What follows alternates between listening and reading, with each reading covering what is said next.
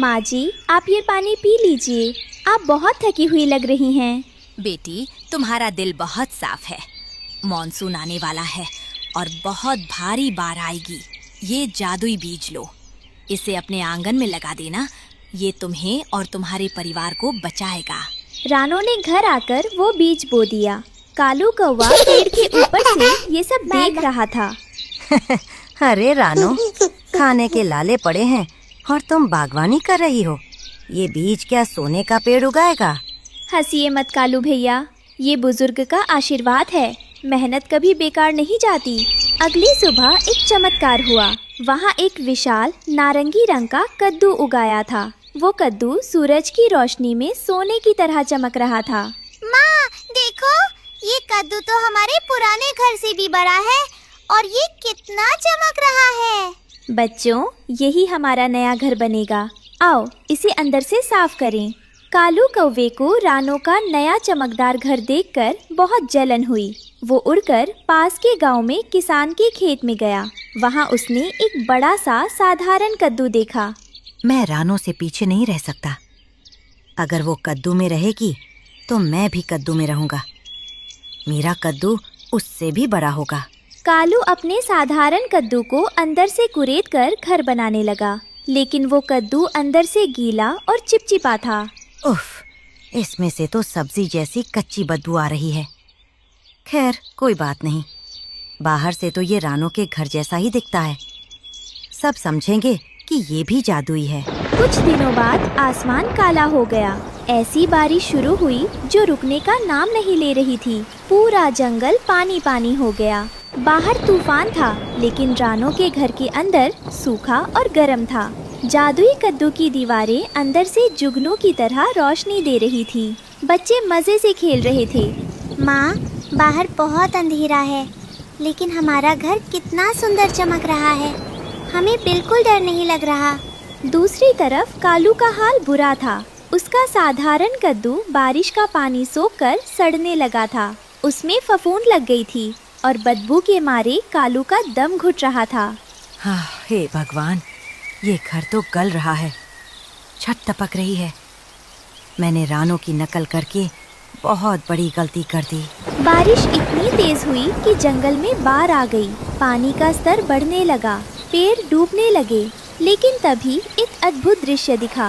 रानो का जादुई कद्दू पानी में डूबा नहीं, बल्कि एक नाव की तरह तैरने लगा। बच्चों, डरो मत, परी माँ ने सच कहा था। ये घर हमें डूबने नहीं देगा। चारों तरफ सिर्फ पानी और अंधेरा था। कालू अपने डूबते हुए कद्दू की छत पर बैठा कांप रहा था। दूर उसे एक छोटी सी सुनहरी रोशनी दिखाई दी। वो रानो का तैरता हुआ घर था। उस रोशनी को देखकर कालू की आंखों में आंसू आ गए। वो देखो, रानो का घर, वो एक तारे की तरह चमक रहा है। और मेरा घर, ये तो कचरे का ढेर बन गया है। मैंने हमेशा रानो का बुरा चाहा, लेकिन आज वही रोशनी मेरा आखिरी सहारा लग रही है। कालू का सड़ा हुआ कद्दू पानी में तैर नहीं पाया। वो टूटकर बिखर गया। कालू ठंडे पानी में गिर गया और डूबने लगा। बचाओ, बचाओ, मेरा घर टूट गया। रानो बहन, मुझे बचा लो। कालू तैर नहीं पा रहा था।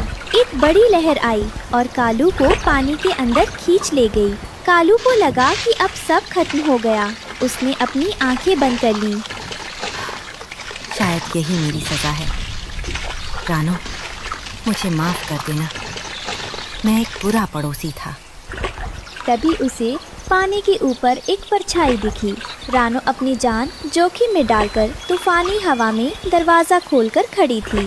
कालू भैया, हार मत मानिए, ऊपर देखिए, मैं हूँ यहाँ। कालू भैया, जल्दी मेरा हाथ पकड़िए, हिम्मत मत हारिए, आ जाइए अंदर। रानो ने अपनी पूरी ताकत लगाकर भीगे हुए कालू को अंदर खींच लिया। कालू ठंड से कांप रहा था। रानो ने उसे एक सूखा कपड़ा दिया। कालू की आंखों में आंसू थे। वह रानो के चमकते हुए घर को देख रहा था। रानो बहन, मैंने आपकी नकल की, आपका मजाक उड़ाया। मेरा कद्दू सड़ गया क्योंकि मेरी नीयत खराब थी। आपका कद्दू तैर गया क्योंकि आपका दिल साफ था। कालू भैया, नकल से घर बन सकता है पर सुरक्षा नहीं। अब आप हमारे साथ ही रहिए जब तक पानी नहीं उतर जाता। उस रात पार के पानी में एक जादुई कद्दू तैर रहा था जिसके अंदर दोस्ती की रोशनी जल रही थी। तूफान थोड़ा थम गया था लेकिन बाहर अभी भी बारिश हो रही थी। घर के अंदर कालू एक कोने में सिर झुकाए बैठा था। उसे शर्म आ रही थी। रानो एक कटोरी में दाने लेकर आई। कालू भैया ये लीजिए, भूखे पेट नींद नहीं आएगी। रानो बहन, मेरे पास तुम्हें देने के लिए कुछ नहीं है। मेरा घर, मेरा खाना, मेरा घमंड सब उस बाढ़ में बह गया। मैं तुम्हारे अन्न का हकदार नहीं हूँ। कालू भैया, जब तक हम साथ हैं हम गरीब नहीं हैं। ये घर मिट्टी या कद्दू से नहीं बना, ये अपनेपन से बना है। खाइए। कालू ने वह सूप पिया। उसे वह सूप दुनिया का सबसे स्वादिष्ट खाना लगा क्योंकि उसमें रानो की माफ़ी और ममता मिली हुई थी। अगली सुबह जब सूरज की पहली किरण निकली तो बाढ़ का पानी धीरे धीरे उतरने लगा था। आसमान बिल्कुल साफ था और चिड़ियों के चहकने की आवाज़ें गूंज रही थीं। रानो, उसके बच्चे और कालू कौवा कद्दू के घर से बाहर निकले। रानो बहन, आज की सुबह मुझे पिछले कल से बिल्कुल अलग लग रही है। कल तक मैं सिर्फ दूसरों की चीजें देखकर जलता था, लेकिन आज मुझे इस सूरज की रोशनी में एक नई उम्मीद दिख रही है। सही कहा कालू भैया। तूफान सिर्फ तबाही नहीं लाता, वह हमें हमारी कमजोरियों से वाकिफ कराने और पुराने करवाहटों को धो डालने के लिए भी आता है। रानो, मेरा घर तो बह गया, लेकिन अब मैं अपनी मेहनत से एक नया घर बनाऊंगा। इस बार मैं किसी की नकल नहीं करूंगा, बल्कि अपनी सामर्थ और आपकी दी हुई इस नेक सलाह से अपना घोंसला तैयार करूंगा। तभी वहाँ वही परी प्रकट हुई। उसकी आभा सूरज से भी तेज चमक रही थी। रानो, तुमने न केवल अपने परिवार को बचाया बल्कि अपने दुश्मन को भी गले लगाया। यही वो असली जादू है जिसके लिए मैंने तुम्हें चुना था। और कालू, तुमने अपनी गलती मान ली। ये तुम्हारे नए जीवन की पहली जीत है। परी ने अपना पंख हिलाया और देखते ही देखते वह विशाल कद्दू एक मजबूत पत्थर के छोटे से घर में बदल गया जो अब हमेशा के लिए वही रहने वाला था। अम्मा, आपका आशीर्वाद हमारे साथ हमेशा रहे। अब हम सब मिलकर इस जंगल को और भी सुंदर बनाएंगे। माँ, देखो, अब हमारे पास कालू अंकल भी है। अब हम सब साथ खेलेंगे। कालू कौवा अब उड़कर दूर जाने के बजाय रानो के घर के पास ही एक पेड़ पर अपना नया घोंसला बनाने के लिए तिनके इकट्ठा करने लगा। अब जंगल में कोई किसी का दुश्मन नहीं था। उस जादुई कद्दू ने उन्हें सिर्फ बाढ़ से नहीं बचाया था, बल्कि उनके दिलों की दूरियों को भी मिटा दिया था। इस कहानी से हमें सीख मिलती है कि साफ नीयत और मेहनत से बनाया गया घर तूफानों में भी अडिग रहता है, जबकि ईर्ष्या और नकल की नींव पर खड़ा महल पहली बारिश में ही ढह जाता। जंगल में रात का समय था और बहुत तेज आंधी चल रही थी। एक बड़े पेड़ के नीचे बेचारी रानो चिड़िया अपने दोनों बच्चों को छुपाए बैठी थी। आंधी इतनी तेज थी कि उनका पुराना घोंसला टूटकर गिर चुका था। मम्मा, मुझे बहुत ठंड लग रही है। क्या हमारा घर अब कभी नहीं बनेगा? नहीं बेटा, ऐसा मत कहो। बस आज की रात किसी तरह गुजर जाए। सुबह होते ही मैं आप दोनों के लिए एक नया और मजबूत घर ढूंढूंगी। मम्मा, मुझे डर लग रहा है। कहीं कोई जंगली बिल्ली हमें यहाँ देख ना ले। डरना नहीं गुड़िया, आपकी मम्मा जाग रही हैं। मैं सारी रात पहरा दूंगी। आप दोनों सो जाओ। किसी तरह वो भयानक रात गुजरी और सुबह हो गई। रानो अपने बच्चों को लेकर भोजन और नए घर की तलाश में जंगल के किनारे, जहां इंसान पिकनिक मनाने आते थे, वहां से गुजर रही थी। तभी उन्हें वहां एक खूंटे से बंधा हुआ हवा में झूलता एक बड़ा सा गैस का गुब्बारा दिखाई दिया। मम्मा, वो देखिए, वो लाल और पीले रंग की बड़ी सी चीज क्या है जो हवा में झूल रही है? अरे, ये तो गुब्बारा है। शायद इंसान इसे यहाँ भूल गए हैं। इसके नीचे तो एक सुंदर टोकरी भी लटकी है। मम्मा, क्या हम उसमें रह सकते हैं? बिल्ली वहाँ ऊपर कभी नहीं आ पाएगी। हाँ बेटा, ये जमीन से काफी ऊंचा है। चलो चलकर देखते हैं। रानो और उसके बच्चे उड़कर उस गुब्बारे की टोकरी के अंदर बैठ जाते हैं। टोकरी के अंदर काफी जगह थी और वहाँ इंसानों का छोड़ा हुआ कुछ बिस्किट का चूरा भी पड़ा था, जिसे देखकर बच्चे खुश हो गए। बच्चों, ये जगह बहुत सुरक्षित है। ये टोकरी मजबूत भी है और हवा में होने के कारण यहाँ कोई जानवर भी नहीं आ सकता। मामा, ये घर तो बादलों के जैसा है, हिलता डुलता। मुझे बहुत अच्छा लग रहा है। बस आप दोनों टोकरी से बाहर मत झांकना, हम यही रहेंगे।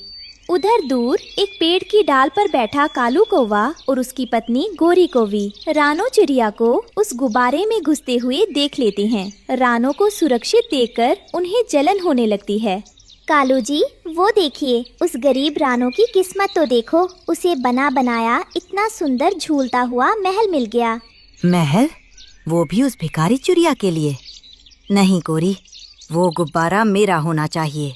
उस ऊंचाई से मैं पूरे जंगल पर नजर रख सकूंगा। तो जाइए और छीन लीजिए उससे वो घर। वो अकेली चिड़िया आपका क्या बिगाड़ लेगी। तुम यहीं रुको, मैं अभी जाकर उसे वहाँ से खदेड़ता हूँ। लालची कालू कौवा उड़कर गुब्बारे की टोकरी के किनारे पर आ बैठता है। अचानक कौवे को वहाँ देखकर रानो और उसके बच्चे डर जाते हैं। कालू भैया, आप यहाँ क्यों आए हैं? चुप रहो रानो, ये गुब्बारा अब मेरा है। अपने बच्चों को लेकर अभी यहाँ से निकल जाओ, वरना मैं अपनी चोंच मार मार कर इस गुब्बारे को फोड़ दूंगा। नहीं कालू अंकल, प्लीज हमें मत भगाइए। नीचे बिल्लियाँ हैं, वो हमें खा जाएंगी। मुझे उससे कोई मतलब नहीं। ये शाही घर अब कालू कौवे का है। निकलो यहाँ से। रानो को डराने के लिए कालू कौवा गुब्बारे की रस्सी पर जोर जोर से कूदने लगता है ताकि रानो डरकर भाग जाए, लेकिन रस्सी बहुत पुरानी थी। अचानक कालू के कूदने से वो कमजोर रस्सी टूट लगती है। कालू भैया रुक जाइए, रस्सी कमजोर है, टूट जाएगी, मेरे बच्चे मर जाएंगे। रहम कीजिए कालू भैया, इन नन्हों बच्चों पर रहम कीजिए, हमारे आशियाने को मत तोड़िए। मैं नहीं रुकूंगा। अरे ये क्या हुआ? तभी खट की आवाज के साथ रस्सी टूट जाती है। रस्सी टूटते ही गुब्बारा तेजी से ऊपर आसमान की तरफ उठने लगता है। मम्मा, हम तो उड़ रहे हैं। देखते ही देखते गुब्बारा जंगल से बहुत ऊपर बादलों के बीच पहुंच गया। ऊपर हवा बहुत तेज थी। कालू कौवा जो अभी तक अकड़ दिखा रहा था, अब डर के मारे टोकरी के अंदर गिर जाता है। बचाओ बचाओ, मैं उड़ना नहीं जानता इतनी ऊंचाई पर, हवा बहुत तेज है। बच्चों, एक दूसरे का हाथ पकड़ लो और टोकरी के कोने में दुबक कर बैठ जाओ। मम्मा, हम कहाँ जा रहे हैं? मुझे बहुत डर लग रहा है। बेटी, ईश्वर हमारी रक्षा करेंगे। गुब्बारा तूफान और बिजली के बीच फंस गया। मौत सामने देख कालू रोते हुए माफी मांगने लगा। कालू भैया, रोइए मत, मुसीबत में दुश्मनी भूलकर आप भी हमारे पास आ जाइए। गुब्बारा बर्फीले पहाड़ों पर पहुंचा। रानो ने कालू और बच्चों को अपने पंखों में छुपाकर ठंड से बचाया। रानो की दया देख कालू का दिल बदल गया। तभी गुब्बारा चट्टान से टकराकर फट गया और वे सुरक्षित बर्फ पर उतर गए। भगवान का लाख लाख शुक्र है, हम जमीन पर आ गए। बच्चों और कालू भैया, क्या तुम सब ठीक हो? हाँ मम्मा, लेकिन हम घर कैसे जाएंगे? ये जगह तो बहुत अनजान है। रानो बहन, ये सब मेरी गलती है। अगर मैं रस्सी पर ना कूदता तो हम जंगल में सुरक्षित होते। शाम हो रही थी और ठंड बढ़ती जा रही थी। तभी रानो को पास ही एक छोटी सी गुफा दिखाई दी। कालू भैया, पछतावा करने का समय नहीं है। वो सामने एक गुफा है, रात हमें वहाँ गुजारनी होगी। वे सब गुफा में चले जाते हैं। रानो अपनी चोंच में छुपा कर लाया हुआ बिस्किट का एक टुकड़ा निकालती है। मेरे पास ये थोड़ा सा खाना बचा है, हम चारों इसे मिल बांट कर खा लेते हैं। रानो बिस्किट का एक बड़ा हिस्सा कालू को देती है। ये देखकर कालू की आंखों में आंसू आ जाते हैं। नहीं बहन, मैं इसका हकदार नहीं हूँ। मैंने तुम्हें बहुत सताया है। खाइए भैया, भूखे पेट माफ़ी नहीं मांगी जाती। अगली सुबह मौसम साफ हो जाता है। कालू कौवा रानो के बच्चों को अपनी पीठ पर बिठा लेता है, क्योंकि बच्चे थक चुके थे। चलो बच्चों, आज मैं तुम्हें अपनी पीठ पर बिठाकर घर ले जाऊंगा। रानो बहन, आज तुमने मुझे सिखा दिया कि बड़ा घर होने से कोई बड़ा नहीं होता, बड़ा दिल होने से बड़ा होता है। चलिए भैया, गोरी भाभी परेशान हो रही होंगी। वे सब वापस अपने जंगल की ओर खुशी खुशी उड़ चलते हैं। प्यारे दोस्तों, मुसीबत में जो साथ दे और दुश्मन को भी माफ कर दे, वही सच्चा और अच्छा इंसान होता है। रानो चिड़िया ने अपने अच्छे व्यवहार से बुरे कौवे को भी बदल दिया। कहानी की शुरुआत जंगल के उस हिस्से से होती है जहाँ सालों से कोई नहीं गया था। वहाँ घना कोहरा छाया हुआ था। सन्नाटे के बीच एक अजीब पेड़ खड़ा था। उस पर लटके बड़े बड़े सफ़ेद मोमोज से भाप निकल रही थी। एक छोटी अनजान चिड़िया रास्ता भटकते हुए वहाँ आ पहुँची। उसे बहुत जोर की भूख लगी थी। वाह, ये क्या है? हाँ, इतनी अच्छी खुशबू, और ये फल तो बिल्कुल मोमोज जैसा दिख रहा है। भगवान ने मेरी सुन ली। चिड़िया धीरे धीरे पेड़ के करीब गई। पेड़ एकदम शांत था, जैसे सो रहा हो। आओ, मेरे पास आओ नन्हे मेहमान। भूख लगी है ना? ये लो गर्मा गर्म खाना। अरे, ये पेड़ तो मुझे बुला रहा है।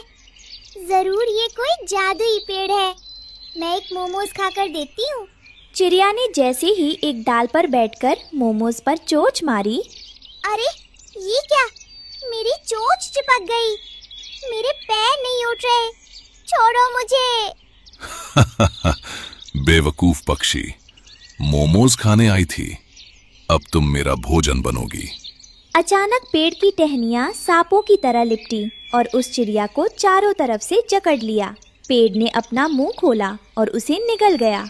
चिड़िया खाकर पेड़ ने अपनी टहनियाँ वापस सीधी कर ली और फिर से एक साधारण शांत पेड़ बन गया। ये तो बस नाश्ता था, अभी कोई बड़ा शिकार आना बाकी है।